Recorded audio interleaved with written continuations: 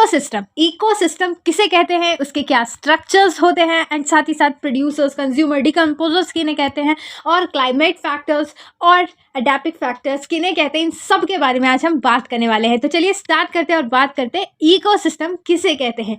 तो आप क्या समझते हैं इकोसिस्टम क्या होता है? देखो, इस अर्थ पर, इस पृथ्वी पर ना बहुत सारी चीज़ें हैं। सूरज है, पेड़ है, पौधे हैं, पहाड़ हैं, जानवर है, फंगी, बैक्टीरिया है, ये सारी इतनी सारी चीज़ें हमारी पृथ्वी के ऊपर, राइट। अब हमारी पृथ्वी पर इन दोनों चीज़ों को हमने दो चीज़ में कैटेगराइज कर दिया है, लिविंग थिंग्स में एंड नॉन लिविंग थिंग्स में। हम बोलते हैं कि जितनी भी सांस लेने वाली चीज़ें हैं वो लिविंग है, जो नहीं है वो नॉन लिविंग है। जब यही चीज़ें नॉन लिविंग और लिविंग आपस में इंटरेक्शन करती हैं एक पर्टिकुलर एरिया के अंदर, जब लिविंग थिंग्स और नॉन लिविंग थिंग्स साथ में इंटरेक्शन करती हैं, तब उसे हम बोलते हैं इकोसिस्टम। नहीं समझ में आया ना? बहुत आराम से समझाती हूँ। अब देखो, रैबिट है, रैबिट को प्यास लगती है, अचानक इसको बहुत तेज प्यास लगी, तो ये पॉन्ड के किनारे आया और इसने पानी पी लिया। पानी क्या था? एक नॉन लिविंग थिंग्स थी, ये क्या था? लिविंग थिंग्स था। तो यहाँ पे इन दोनों का क्या हो गया? इंटरैक्शन हो गया, आपस में मिलकर ये जो फंक्शन कर रहे हैं, living things non living things के साथ मिलकर जब फंक्शंस कर रहे हैं, इनके बीच में जो एक पर्टिकुलर एरिया में इंटरैक्शंस हो रही हैं, उसी को हमने बोला है इकोसिस्टम। अब देखो यहाँ इसी पिक्चर में ना बहुत सारी इंटरैक्शंस हो रही है। अब देखो, ये पेड़ क्या है? लिविंग थिंग है, लिविंग थिंग है। अब ये सनलाइट को यूज़ कर रहा है, इन दोनों की इंटरैक्शन चल रही है, फोटोसिंथेसिस हो रहा है, और साथ ही साथ ये अपना खाना बना पा रहे हैं। तो इसी इंटरैक्शन को हम बोलते हैं इकोसिस्टम। चलिए अब बात कर लेते हैं डिटेल में कि इकोसिस्टम क्या होता है। इकोसिस्टम को देने वाले जो व्यक्ति का नाम है वो है एजी टांसले। एजी टांसले ने क्या किया था? 1935 में इकोसिस्टम को इंट्रोड्यूस किया था। अब इकोसिस्टम क्या होती है? इकोसिस्टम ऐसी कम्युनिटी होती है लिविंग ऑर्गेनिज्म की। लिविंग ऑर्गेनिज्म मतलब बायोटिक, बायोटिक को हम लिविंग बोलते हैं ना, जिसमें आता है चिड़िया, पेड़ पौधे, ये सब आता है। अब एक पर्टिकुलर एरिया के अंदर, जैसे कि अभी हमने पिक्चर में देखा, पर्टिकुलर एरिया के अंदर लिविंग ऑर्गेनिज्म का नॉन लिविंग ऑर्गेनिज्म के साथ जब इंटरैक्शन होता है और ये जब आपस में मिलके फंक्शन करते हैं, इसी कॉन्सेप्ट को, इसी चीज़ को हम बोलते हैं इकोसिस्टम फॉर्म हो गया। ठीक है, तो इसे ही बोलते हैं इकोसिस्टम। अब ये जो इकोसिस्टम है ना, ये सेल्फ रेगुलेटेड है, इसको चलाने के लिए कोई व्यक्ति नहीं बैठा। अगर रैबिट को प्यास लगी तो वो खुद गया और उसने पॉन्ड से पानी पी लिया।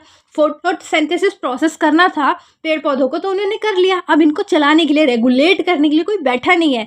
ये सेल्फ रेगुलेटेड सिस्टम है, ठीक है, और ये बहुत ज़्यादा डायनेमिक एंड नेचुरल है। डायनेमिक का मतलब होता है जिसमें बहुत सारे चेंजेस आए दिन आते रहते हैं, ठीक है। अब यहाँ पे बहुत सारी स्पीशीज बनती हैं, मरती हैं, कितनी चींटियाँ जन्म लेती होंगी, कितने मच्छर बनते होंगे। तो एक ऐसी चीज़ है ना, ये एक ऐसी कम्युनिटी है ना जो आए दिन बदलती रहती है। कितने नए पौधे उगते हैं, कितनी कितनी पत्तियां मरती हैं, है ना। ये सारी चीज़ें नेचुरल हो रही हैं, ये नेचुरल हैं, ठीक है। एग्जाम्पल के लिए वही मैंने बताया, फोटोसिंथेसिस। तो आया समझ में? इकोसिस्टम कुछ भी नहीं है, बहुत आसान सी चीज़ है जिसमें लिविंग और नॉन लिविंग आपस में इंटरेक्शन करके आपस में फंक्शंस कर रहे हैं, उसे ही इकोसिस्टम बोल दिया गया है। अब बात करूँ स्ट्रक्चर की कि इकोसिस्टम का जो स्ट्रक्चर है ना वो कैसा है। अब इकोसिस्टम का जो स्ट्रक्चर है ना वो दो पार्ट में डिवाइड है, बायोटिक में एंड ए बायोटिक में। बायोटिक में आते हैं हमारे प्रोड्यूसर्स, कंज्यूमर, डिकम्पोजर्स, और ए बायोटिक में आते हैं हमारे climatic factors and adaptive factors.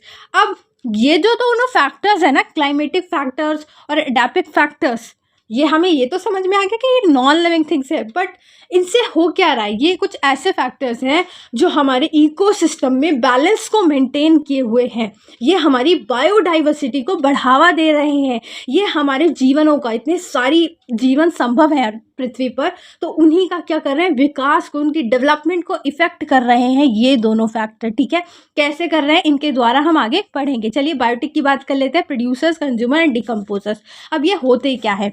देखो, प्रोड्यूसर्स का मतलब होता है, प्रोड्यूसर्स को ऑटोट्रॉप्स भी बोला जाता है। प्रोड्यूसर वो बायोटिक मेंबर होते हैं, समझ लिया, जान है इनके अंदर, बायोटिक मेंबर है ये। हमारे नेचर में ये वो बायोटिक मेंबर है जो अपना खाना खुद बनाते हैं, अपने खाने के लिए किसी और पर डिपेंड नहीं है। कौन बनाते हैं अपना खाना? प्लांट्स बनाते हैं। प्लांट्स को किसी और पर डिपेंड होने की ज़रूरत नहीं है, ठीक है। हम जैसे जो लोग हैं, हम भी प्लांट्स पे निर्भर है अपने खाने के लिए, अपनी सब्जियों वब्जियों के लिए प्लांट्स से लेते हैं ये सारी चीज़ें। लेकिन प्लांट्स, ये फोटोसिंथेसिस का प्रोसेस तो हम सब ने ही पढ़ा है।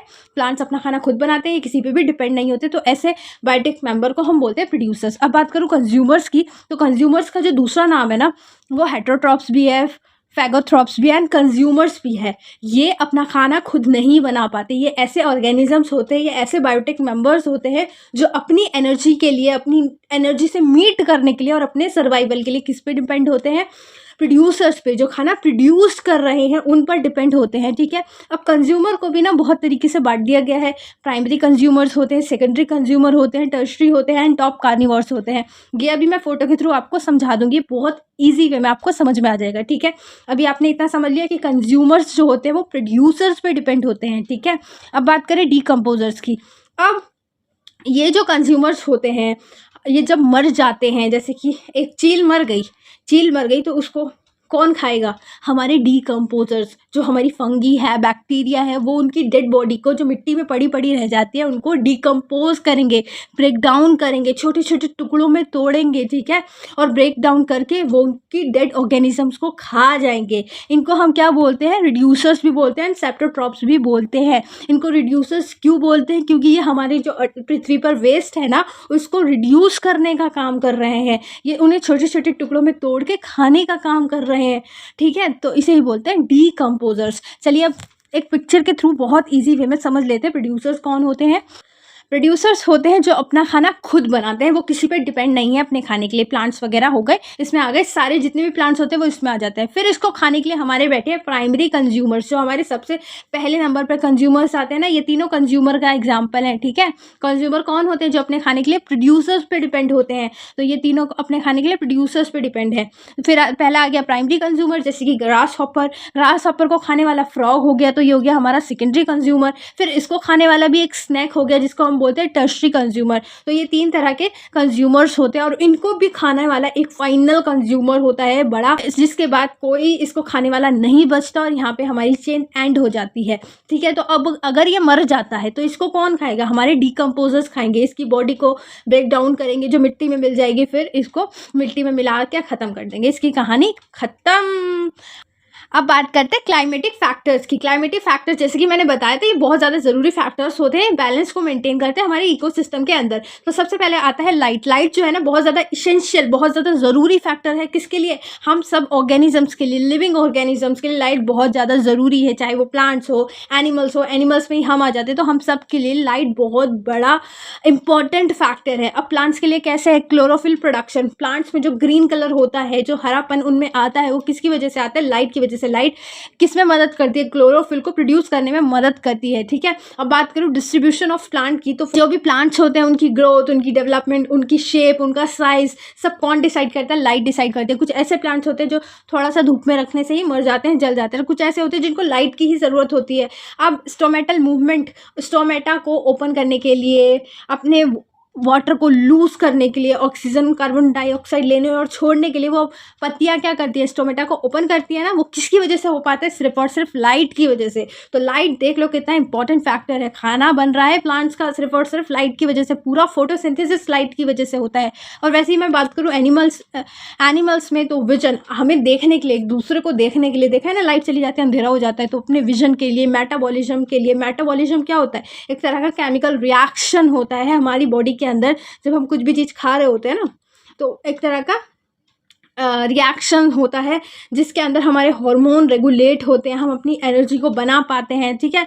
तो बहुत ज़्यादा हमारे लिए भी लाइट बहुत ज़्यादा ज़रूरी है। यहाँ तक कि पिगमेंटेशन के लिए भी आपने देखा होगा, ऐड वगैरह में दिखाते हैं कि ज़्यादा धूप का पड़ी तो पिगमेंटेशन निकल आए, तो गार्नियर की ये लगाएं, गार्नियर की वो लगाएं। वो किस वजह से हो पाता है? सिर्फ और सिर्फ लाइट की वजह से। तो ह्यूमन की ज़िंदगी में लाइट बहुत बड़ा रोल प्ले कर रही है। चलिए अब बात करते हैं टेम्परेचर की। तो टेम्परेचर भी ना बहुत बड़ा रोल निभाता है किसी भी ऑर्गेनिजम्स की लाइफ में। अगर मैं बात करूँ प्लांट्स की, तो देखो प्लांट्स में ना, एक अगर एक्वेटिक इकोसिस्टम में प्लांट उग रहा है तो वो अलग पनपेगा, और अगर एक डेजर्ट में उग रहा है या फॉरेस्ट में उग रहा है तो वो अलग होगा। वो डिफरेंट टाइप्स क्यों है उनके? सिर्फ और सिर्फ टेम्परेचर की वजह से, उनके मेटाबॉलिज्म की वजह से, इसलिए वो डिफरेंट है। एक कहीं उग रहा है तो वो अलग है, एक कहीं उग रहा है तो वो अलग है।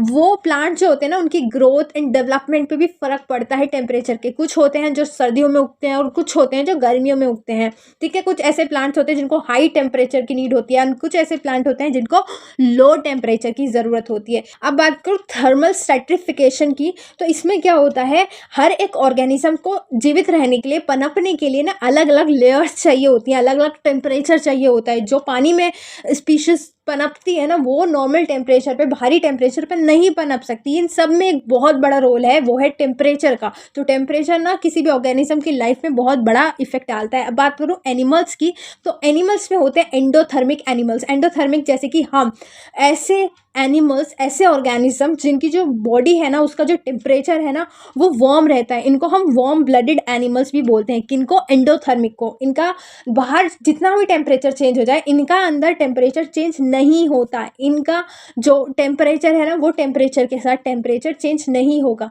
हमें कितनी भी, हमारे इलाके में कितनी भी कड़ाके की ठंड पड़ जाए, बर्फ़ जम जाए, पहाड़ बन जाए बर्फ़ों का, लेकिन हमारा खून नहीं जम सकता, क्योंकि हमारा जो बॉडी का टेम्परेचर है वो उतना ही रहेगा जितना है, भले ही बाहर से हमें ठंड लग रही हो।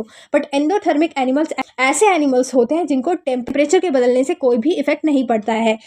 ये अपना टेम्परेचर के हिसाब से नहीं बदलते हैं। वहीं मैं बात करूँ एक्टोथर्मिक की, तो ये बिल्कुल अपोजिट होते हैं एंडोथर्मिक के। एक्टोथर्मिक में क्या होता है, ये कोल्ड ब्लडेड एनिमल्स होते हैं। इनकी वो जो बॉडी होती है वो टेम्परेचर के साथ, जितना हाई टेम्परेचर होगा उतनी गर्म हो जाएगी, जितना लो टेम्परेचर होगा उतनी ही ठंडी हो जाएगी। इसका एग्जाम्पल है फ्रॉग। तो ये कुछ ऐसे जानवर हैं जो टेम्परेचर के साथ अपनी बॉडी टेम्परेचर को भी बदलते हैं, और फिर इनका बचना ना मुश्किल हो जाता है। अब मैं बात करूँ माइग्रेशन की, तो माइग्रेशन में क्या होता है, बहुत सारे एनिमल्स माइग्रेट करते हैं बिकॉज ऑफ टेम्परेचर की वजह से माइग्रेशन भी होता है। तो टेम्परेचर ने कितने सारे रोल प्ले कर दिए। तो ऐसे करके टेम्परेचर प्लांट्स एंड एनिमल्स की लाइफ पे इफेक्ट डालता है। अब मैं बात करूँ वाटर की, तो वाटर के बारे में कुछ बताने की ज़रूरत होगी क्या। वाटर पे इतने सारे पॉइंट्स हैं ना, ये बहुत ज़्यादा ज़रूरी होता है हमारी लाइफ के लिए, इकोसिस्टम के लिए। हमारा हर एक काम वाटर से होता है, हर पूरे इकोसिस्टम को चलाने के लिए वाटर चाहिए बहुत ज़्यादा। लाइफ इज़ नेवर पॉसिबल ही नहीं है, जितने बहुत ज़्यादा इंपॉर्टेंट है वाटर। अब मैं बात करूँ एडेपिक फैक्टर की, तो ये भी वो फैक्टर्स होते हैं जो इकोसिस्टम को क्या कर रहे हैं, मेंटेन कर रहे हैं। इसमें सबसे पहला आता है सॉइल ना एक नेचुरल रिसोर्स है जो हमें प्रकृति ने दिया है,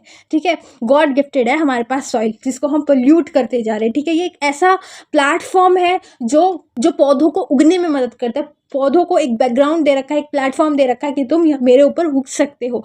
और वहीं साथ में ही हमारे एनिमल्स को जगह दे रखी है रहने की, बसने की, ठीक है। हम सॉइल पे रहते हैं, तो हर किसी को ये क्या कर रही है, प्लेटफॉर्म प्रोवाइड कर रही है। साथ ही साथ इसमें बहुत सारे न्यूट्रिएंट्स, मिनरल्स होते हैं अलग अलग तरह की क्रॉप्स को उगाने के लिए, अलग अलग तरह की चीज़ों को उगाने के लिए। एडेपिक फैक्टर वही फैक्टर्स होते हैं जो पूरी तरह से रिलेट करते हैं सॉइल से, ठीक है। उनकी डेंसिटी क्या है, उनका टेक्स्चर क्या है, ये सारी चीज़ें किस में आती हैं, एडेपिक फैक्टर में आती हैं, ठीक है। तो यही हो गया न्यूट्रिशन वगैरह। अब बात करूँ इसके टेक्स्चर की, तो इसमें बहुत सारे टेक्स्चर्स होते हैं। कहीं पे बहुत ज़्यादा रेतीली मिट्टी है, कहीं पे बहुत ज़्यादा पत्थर वाली मिट्टी है। तो बहुत तरह की जो होते हैं टेक्सचर्स आते हैं मिट्टी के भी, ठीक है। तो ये बहुत ज़्यादा ज़रूरी होती है। ये भी इसलिए ज़रूरी होती है क्योंकि ये लाइफ में, ऑर्गेनिजम्स की लाइफ में बहुत बड़ा रोल प्ले करती है, ठीक है। तो यहीं पे वीडियो को एंड करते हैं। आई होप कि आपको वीडियो अच्छी लगी होगी। अच्छी लगे तो लाइक सब्सक्राइब शेयर ज़रूर करें। मिलते हैं नेक्स्ट वीडियो में। Till then bye bye.